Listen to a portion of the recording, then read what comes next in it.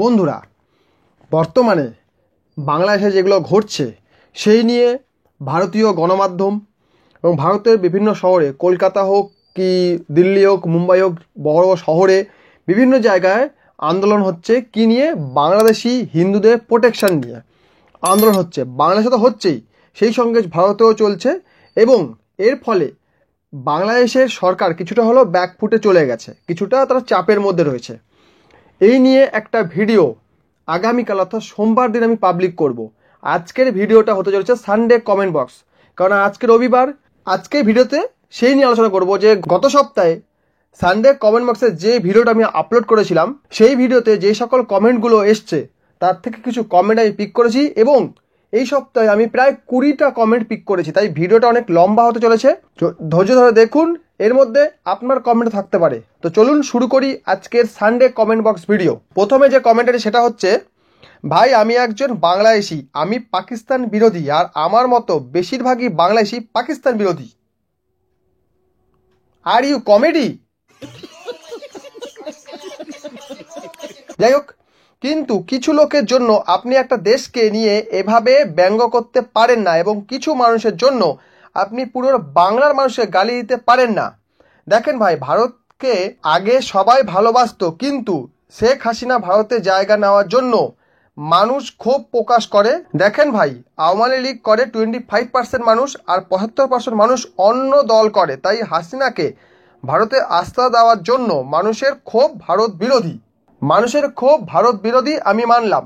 একটা দেশের মানুষের অন্য দেশের প্রতি ক্ষোভ থাকতে পারে, যেমন ভারতবর্ষে 75% মানুষই চায়না বিরোধী, কিন্তু সেটাকে তারা লজিক দিয়ে বোঝে যে আমরা কেন চায়না বিরোধী, চায়নার সঙ্গে আমরা কেন বিরোধ দেখাই, যে চায়নার কোনো কথার দাম নেই, চায়না যদি মেশিন টেকে না, চায়না জালিয়াতি করে, সেই কারণে আমরা চায়না বিরোধী। কিন্তু চাইনিজ লোক দেখলে আমরা তার সঙ্গে দুর্ব্যবহার করি না, আমরা তার সঙ্গে এমন কিছু করি না যেটা মানবাধিকার লঙ্ঘন করে।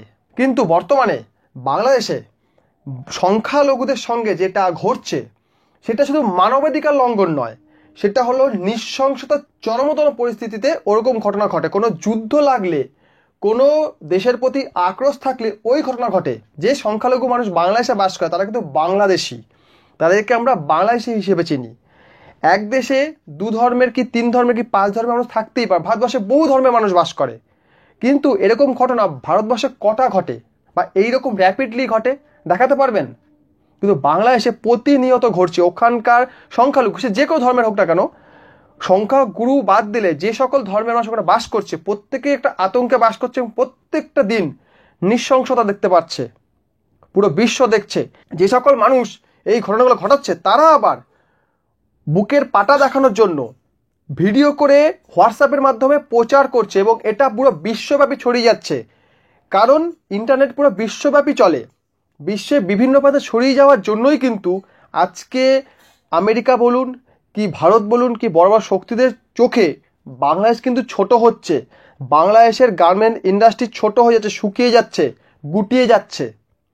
বাংলাদেশ কিন্তু বড় বিপদের মুখে পড়তে চলেছে, যেমন ইরান পড়েছে, যেমন সিরিয়া পড়েছে। এই ধরনের দেশগুলো, ইরাক, ইরান, সিরিয়া যেমন বিপদে আছে, তার থেকেও কঠিন পরিস্থিতির দিকে এগিয়ে যাচ্ছে বাংলাদেশ। পাকিস্তানও মনে হয় এরকম নৃশংস দেখায়নি যেটা বাংলাদেশ দেখাচ্ছে। ফলে বাংলাদেশি মানুষটা যে ভারত বিরোধী নয় এটা বলা মূর্খামি। 75% কথা বললো যারা অন্য দল করে এবং তারা পাকিস্তানপন্থী, ভারত বিরোধী। ভারত বিরোধী তো হবে, একটা দেশের মানুষ অন্য দেশকে ঘৃণা করতে পারে, তাদের বিরোধিতা করতে পারে, কিন্তু ন্যূনতম সম্মানবোধ থাকবে যে একটা দেশের পতাকাকে এইভাবে আমরা অসম্মান করতে পারি না, একটা দেশের মানুষের সঙ্গে এরকম দুর্ব্যবহার আমরা করতে পারি না। সেটা বাংলাদেশিরা করছে অন্য ধর্মী মানুষের, বিশেষ করে হিন্দু সম্প্রদায়ের প্রতি, যেটা কিন্তু বাংলাদেশেরই ক্ষতি করছে। আর শেখ হাসিনার কথা বললেন যে শেখ হাসিনাকে ভারত আশ্রয় দিয়েছে। শেখ হাসিনাকে ভারত যে আশ্রয় দিয়েছে তার কোনো প্রমাণ আপনারা দেখাতে পারেন, এভিডেন্স দেখাতে পারবেন যে শেখ হাসিনা ভারতে এসছিল তারপরে যে ভারতেই রয়ে গেছে তার কোনো প্রমাণ আপনারা দেখাতে পারবেন? কোনো ডিপ্লোম্যাটিক প্রমাণ আপনারা দেখাতে পারবেন? কোনো প্রমাণ নেই। কেননা বক বক করা, চিৎকার করে কিছু বলা আর কথার মধ্যে একটা জোর থাকার মধ্যে তফাৎ আছে। শুধু চিৎকার করলেই হলো না, কথা যে বলছি তার একটা লজিক চাই, সেটা আপনাদের কথার মধ্যে নেই, কারণ আপনাদের শিক্ষা দীক্ষা খারাপ, আপনাদের শিক্ষা নেই, আপনারা কথাটা বলবেন কি করে। নেক্সট, একটা দেশ আছে যে দেশের কোনো প্রতিবেশী দেশের সঙ্গে সুসম্পর্ক নেই। একদিকে পাকিস্তান, একদিকে চীন, একদিকে বাংলাদেশ, একদিকে নেপাল। ভালো সম্পর্ক নেই শ্রীলঙ্কা, মালদ্বীপ, ভুটান, আফগানিস্তানের সাথেও। মাঝখানে গোপাল শুধু মার খায়, তারপর সেই মার ধরে প্রতিশোধ নিতে বলিউডে মিথ্যা আর বানোয়াট সিনেমা বানায়, আর ভক্তরা সেই সিনেমা দেখে নিজেদেরকে বীর সৈনিক মনে করে। চীনের সঙ্গে 1962 সালে ভারত হেরেছিল, সেই সঙ্গে কাশ্মীরে কিছুটা ভূখণ্ড চীনের দখলে চলে গিয়েছিল। সেই সময় 62 দশকে, মানে 6-এর দশকে ভারত যেখানে ছিল, বর্তমানে কিন্তু ঠিক উল্টো আছে। সেই কারণে কিন্তু বর্ডার ডিসপিউট হওয়া সত্ত্বেও, এতবার বর্ডার ডিসপিউট হয়েছে, তারপরও চীন কিন্তু বলেছে ভাই সব কিছু মিটিয়ে নাও। চীন বলেছে যে পৃথিবীর 3য় শক্তিধর রাষ্ট্র, তারা কিন্তু এই কথা বলেছে। আর অন্যদিকে নেপালের কথা, ভাই নেপাল তো ভাই গোপাল, এদিকে একবার ওদিকে একবার লাফালাফি করে, নিজের স্বার্থ দেখে। ভুটান ভাই নিউট্রাল থাকে। ভুটানের ডিফেন্সের দায়িত্বে রাখে ভারতীয় সেনা, তাদের ডিফেন্স কিন্তু ভারতীয় সেনা দেখে। অন্যদিকে শ্রীলঙ্কার কথা বলছেন, শ্রীলঙ্কা যখন দেউলিয়া হয়ে গেছিল তখন কিন্তু ভারত তাদের সাহায্য করেছিল। বর্তমানে শ্রীলঙ্কার সঙ্গে ভারতের কিন্তু যে এলাই আছে ওটা কিন্তু অনেক মজবুত। মালদ্বীপ 2 দিন চেঁচামেচি করেছিল, আর মালদ্বীপ আবার সোজা হয়ে গেছে, আবার বলছে ভাই ভারত ছাড়া আমাদের গতি নেই, ভারতের সঙ্গে আমরা সুসম্পর্ক বজায় রাখতে চাই। ওই মইজুই এই কথা বলেছে। এরপরে যদি বলি, এ বলছে গোপাল শুধু মার খায়। ভাই মার আমরা খাই না, বর্তমানে মার আমরা দেই। পাকিস্তান কিন্তু চুপচাপ বসে আছে, ভারতের সঙ্গে কোনো কথা বলে, ট্যাটু করে না, কোনো কিছু বলে না। সার্জিক্যাল স্ট্রাইক থেকে আরম্ভ করে যে কোনো ঘটনা ভারত ঘটাচ্ছে, ভারতীয় সেনার প্রতি টুকটাক তো অ্যাটাক হয়েই থাকে, কিন্তু নর্মাল জিনিস হয়, ভারতীয় সেনা তার জবাব দেয়। আর আফগানিস্তান কোনোদিনই এসব কাজ করবে না, কারণ সেই ক্ষমতা তাদের নেই। আফগান ক্রিকেট আজকে এত উন্নত করেছে ভারতীয় বোর্ডের সাহায্য নিয়ে, তাই আফগানিস্তানের সঙ্গেও যে সম্পর্ক মোটামুটি ভালোই আছে। আর এ ব্যাটার কোনো নলেজই নেই, এ শুধু ওদের ওই যা বোঝানো হচ্ছে তাই বুঝছে এবং তাই ওগড়াচ্ছে, যেমন বোঝায় তেমন বুঝি তাই ওগড়াই, এই এটা সেরকম ধরনের মানুষ। কাজেই এদের কথার উত্তর দেওয়াটা যুক্তিযুক্ত নয়, তবুও দিলাম। আর লাস্টে বলছে সিনেমায় দেখানো হয়, মিথ্যা দেখানো হয়, আর তা দেখে ভক্তরা বীর সৈনিক মনে করে। ভাই ভক্তরা বীর সৈনিক মনে করে না, ভক্তরা বীর সৈনিক, বোঝা গেছে? একবার লেগে দেখো না কেমন লাগে মজা। ভারতীয় সেনারা কিন্তু রেডি আছে, তোমাদের বর্ডার লাগোয়া 7 সিস্টার বলছে না দখল করবে, ওইদিকে রেডি হয়ে গেছে সব। একবার গুঁতো মেরে দেখো কি হালটা হয়, দেখতে পাবে, চিন্তার কোনো কারণ নেই। এই জন্য হচ্ছে বাংলাদেশ টুকরো টুকরো হওয়া সময়ের অপেক্ষা, তাই আমাদের উচিত ইসকনকে সাহায্য করা। জয় শ্রী বন্দে মাতরম। কারণ ইসকন নিয়ে ব্যাপারটা আমি কিছু বলবো না, সেটা ইসকন কর্তৃপক্ষ বুঝবে এবং ভারত সরকার বুঝবে, কিন্তু বাংলাদেশকে টুকরো করতে হবে, নইলে এদেরকে জব্দ করা যাবে না। এরা বড্ড বার বেড়েছে, এদের উগ্রবাদীরা বড্ড বার বেড়ে গেছে, কাজে এটাকে দমন না করলে অতীতে আমাদেরই বিপদ হবে। নেক্সট, পাকিস্তানিরা এখন মরছে, আর বাংলাদেশও কদিন পরে মরবে, খুব শীঘ্রই মরবে। ভারত ব্যবসাটা শুধু বন্ধ করুক তাহলে হবে, আর কিছু করতে হবে না। নেক্সট আজ লিখেছে উল্টো রাজার দেশ, না খেয়ে থাকছে, রোজগার নেই, আন্দোলন চলছে, পর্যটন নেই, ব্যাংক দেউলিয়া, রোগী মরছে, ডুপ্লিকেট স্বাধীন, ক্রিকেট শুধু হারছে, ভারত বিদায় চায়, বাংলাদেশ শেষ। খাঁটি কথা, উল্টো রাজার দেশ মানে যা করব সবই উল্টো, মানে যেটা ঠিক তার ঠিক উল্টো যাব। না খেয়ে থাকছে, এত লোক সংখ্যা, এটু খাবার কার মুখে দেবে? রোজগার নেই, কাজকর্ম হবে কোত্থেকে? সব যদি আন্দোলন করে ভেঙে দিল, রোজগারটা হবে কি করে? কথায় কথায় আন্দোলন, যা হবে আন্দোলন। পর্যটন, কে যাবে ও দেশে ঘুরতে? ওই নরকে কে যাবে ঘুরতে? যে যাবে সে আর ফিরবে না। ব্যাংক দেউলিয়া, আপনি টাকা রাখবেন, ব্যাংক বলছে টাকা নেই, মানে রেমিডেন্স আসছে, তার ফ্যামিলিকে যখন টাকা তুলতে যাচ্ছে ফ্যামিলির লোক বলছে টাকা নেই, এরকম অবস্থা। রোগী মরছে, ভিসা পাচ্ছে না, চিকিৎসা নেই। ওখান থেকে নাকি অস্ট্রেলিয়া আবার ডাক্তার চেয়েছে, একজন বলছিল বাংলাদেশে কোন উপদেষ্টা বলছিল অস্ট্রেলিয়া আমাদের থেকে ডাক্তার চেয়েছে, আমরা দিতে পারছি না, এই সিস্টেমে যেন হচ্ছে না, কি জানি অস্ট্রেলিয়া হয়তো মাথা খারাপ হয়ে গেছে। ডুপ্লিকেট স্বাধীন, অত স্বাধীন তো ডুপ্লিকেটই, বারবার স্বাধীন হয়, কদিন পরে আরেক দল এসে বলবে আমরা দেশটা স্বাধীন করলাম, ঠিক আছে, আমাদের নাম ইতিহাসে তোলা হোক। তো ডুপ্লিকেট স্বাধীন। ক্রিকেটে শুধু হারছে, ভারতের কাছে হারছে, নিউজিল্যান্ডের কাছে হারছে, ওয়েস্ট ইন্ডিজের কাছে হারছে, সবার কাছে হারছে। ক্রিকেট তো নেই, মরে গেছে। ভারতে ভিসা চাই, কেন চাই? চিকিৎসা করাতে হবে, ডাক্তার নেই। রোজগার করতে হবে, রোজগার নেই, তাই ভিসা চাই। বাংলাদেশ শেষ, শেষ তো হবেই। এই লিখেছে দীপঙ্কর, তোমার ভিডিও দেখে মতামত দেব কি? তোমার সোজাসাপটা সরল বিশ্লেষণ বারবার দেখার জন্য অপেক্ষা করি, খুবই মজা পাই। Thank you sir, thank you so much. এটা লিখেছে সৌমিত্র পণ্ডিত, আমার ভিডিও দেখার জন্য এবং আমাকে সাপোর্ট করার জন্য অসংখ্য ধন্যবাদ। একজন লিখেছে পাকিস্তান, শ্রীলঙ্কা ও মালদ্বীপের মতো অবস্থা বাংলাদেশের হবে, সেই পরিস্থিতি দেখার অপেক্ষায় আছি। তার নিচে একজন লিখেছে বয়কট ভারত পাকিস্তান জিন্দাবাদ, চীন জিন্দাবাদ, ভুটান জিন্দাবাদ, নেপাল জিন্দাবাদ। বাবা, এতগুলো বাপ কি করে হয়ে গেল রে ভাই? পাকিস্তান বাপ, চীন বাপ, ভুটানও এখন বাপ হয়েছে, নেপালও বাপ হয়ে গেছে। ওরে বাবা। তারপরে একজন লিখেছে, উত্তর দিয়েছে, যে কয়েকটা দেশের নাম নিয়েছো তার মধ্যে ভারতই যায় একটু সবল সতেজ আছে, বাকি সব কটা দেশই তো গাড়ের জ্বালায় হরি হরি বলছে। জিন্দাবাদ দা মুর্দাবাদ, দেখতে থাকেন মিয়া কি হয়। অসাধারণ দিয়েছে যারা, অসাধারণ। যতই জয়গান করিস কেউ তোদের আর একটা কানা অসাধারণ ভাই। কি দেবে ভাই? পাকিস্তান দেবে, নেপাল দেবে, ভুটান দেবে, সবকে তো চলছে।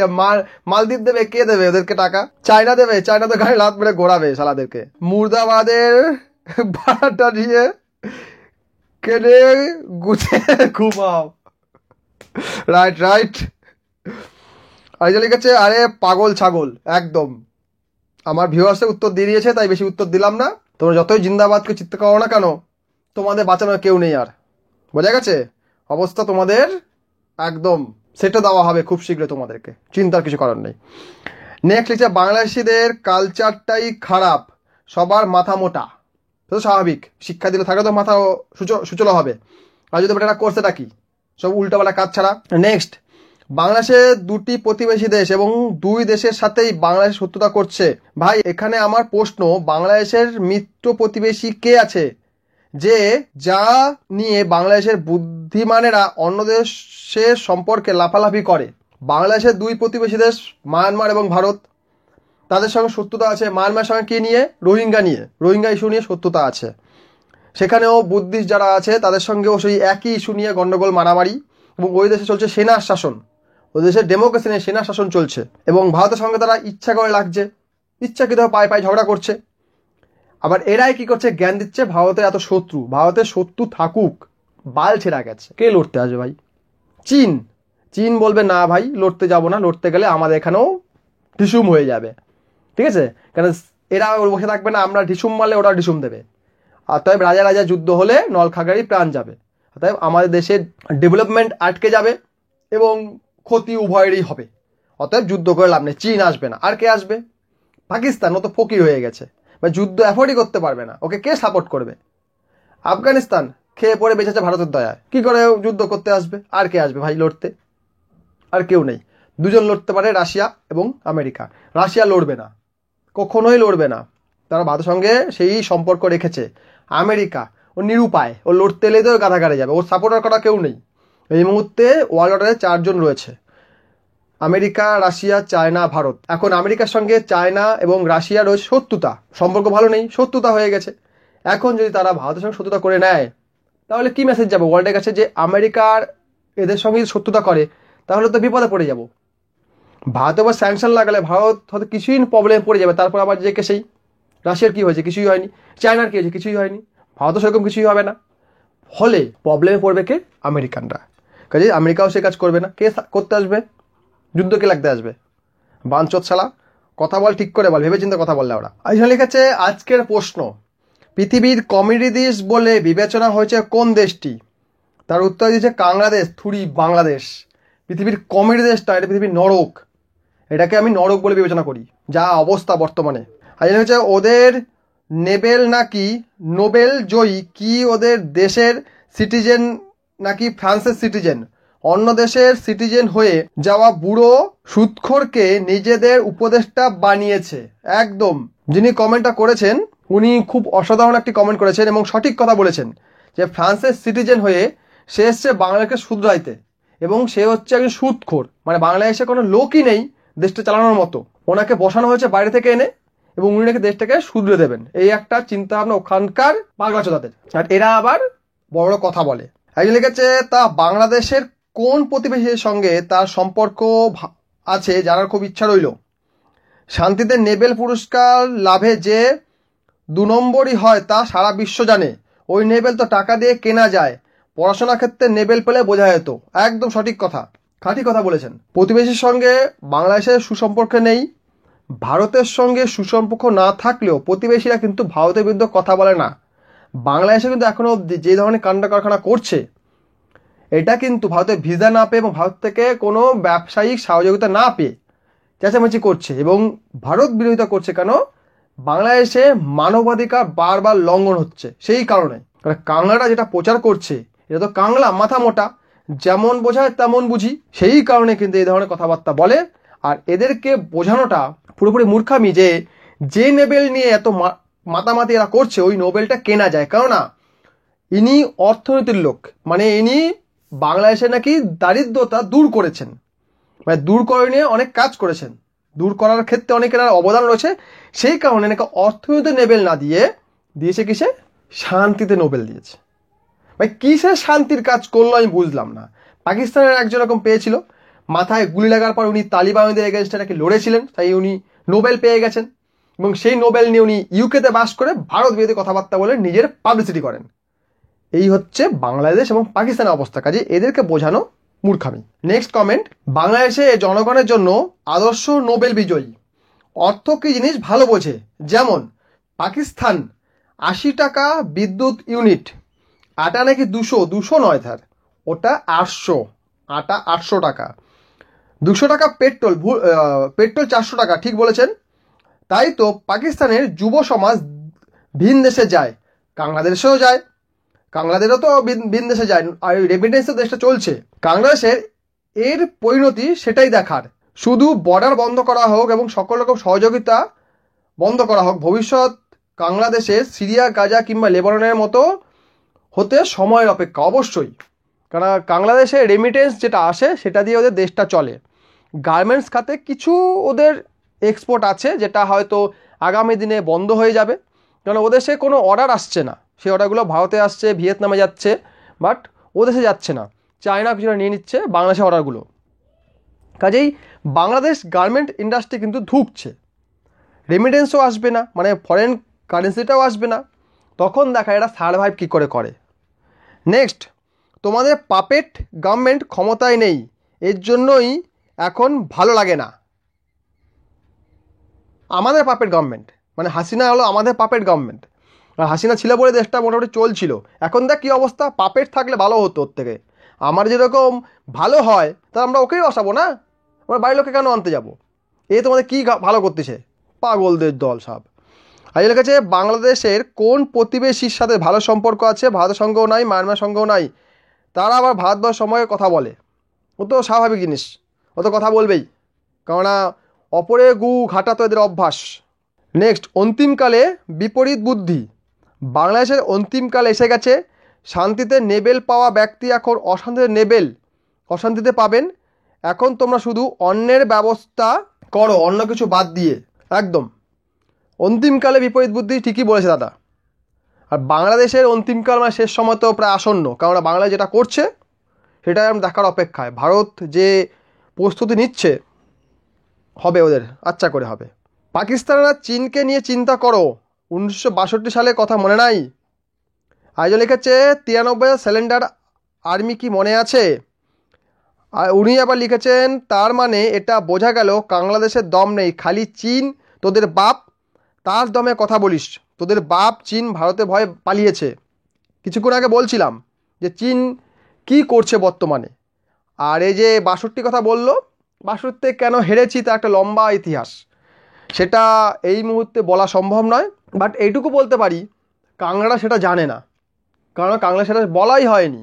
কাংলাদেরকে বলা হয়েছে যে তোমাকে এটা করতে হবে, তাই এরা করছে। মোথা বুদ্ধি হলে যাওয়া হয়। বিদেশে যাচ্ছে লোকে বাথরুম পোষা করছে, এই জন্য কি লেখাপড়া থরি লাগে? আয়োজন লিখছে বাংলাদেশ ভারতকে বাংলাদেশের পাশে মানাবে না, কারণ ভারতে তো নোবেলজয়ী রাষ্ট্রপ্রধান নেই। আবার বাড়াই নোবেলজয়ী, নোবেল তোর গানে ঢুকিয়ে রাখলে আবার বাল। বাংলাদেশকে মায়ানমারের সাথেই ভালো মানাবে, কেননা অনেক বছর আগে মায়ানমার নোবেলজয়ী রাষ্ট্রপ্রধান ছিল। সেই অর্থে মায়ানমার বাংলাদেশ থেকে বেশি উন্নত, কারণ মায়ানমারের আগে নোবেল বিজয়ী রাষ্ট্রপ্রধান পেয়েছে। আর আমরা ভারতীয়রা ওদের উন্নয়ন দেখে অভিভূত। অবশ্যই নোবেল ওদের পিছনে ভরে রাখ একবারে। বাংলাদেশ আর মায়ানমার মায়ানমারের খবর আমি রাখি না ভাই, বলতে পারছি না কী অবস্থা। মায়ানমারে কে নোবেলজয়ী রাষ্ট্রপ্রধান ছিল সেটাও আমার জানা নেই। তবে এটুকু বলতে পারি, যদি নোবেলজয়ী রাষ্ট্রপ্রধান দিয়ে এরকম অবস্থা হয়, তার থেকে আমার নোবেল ছাড়াই আমার রাষ্ট্রপ্রধান বেটার।